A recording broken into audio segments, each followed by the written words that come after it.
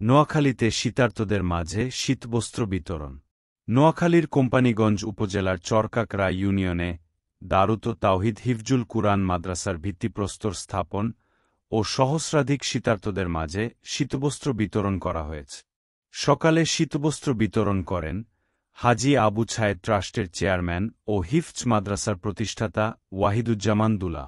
আলোচনা শেষে মাদ্রাসার জন্য হাজী আবু ছায়েদের দান করা জমিতে দারুত তাওহিদ হিফজুল কুরআন মাদ্রাসার ভিত্তিপ্রস্তর স্থাপন করেন ইসলামী ফাউন্ডেশনের গভর্নর ও চট্টগ্রাম আন্দরকিল্লা শাহী জামে মসজিদের খতিব আওলাদে রাসুল সাইয়েদ আনোয়ার হোসেন তাহের জাবেরি আল মাদান। রূপনগড় তালিমুল কোরআন দাখিল মাদ্রাসার পরিচালনা কমিটির সভাপতি হাজী আবু ছায়েদের সভাপতিত্বে অনুষ্ঠানে উপস্থিত ছিলেন deputy attorney general barrister Abdullah Al Mahmud Masud, Basurhat পৌরসভা জামায়াতের আমির মাওলানা মোশাররফ হোসাইন, প্রবীণ শিক্ষাবিদ মাস্টার আব্দুল হালিম, বিশিষ্ট ব্যবসায়ী কাজী ফজলুল করিম ফয়সল, হাজী আব্দুল কুদ্দুস প্রমুখ।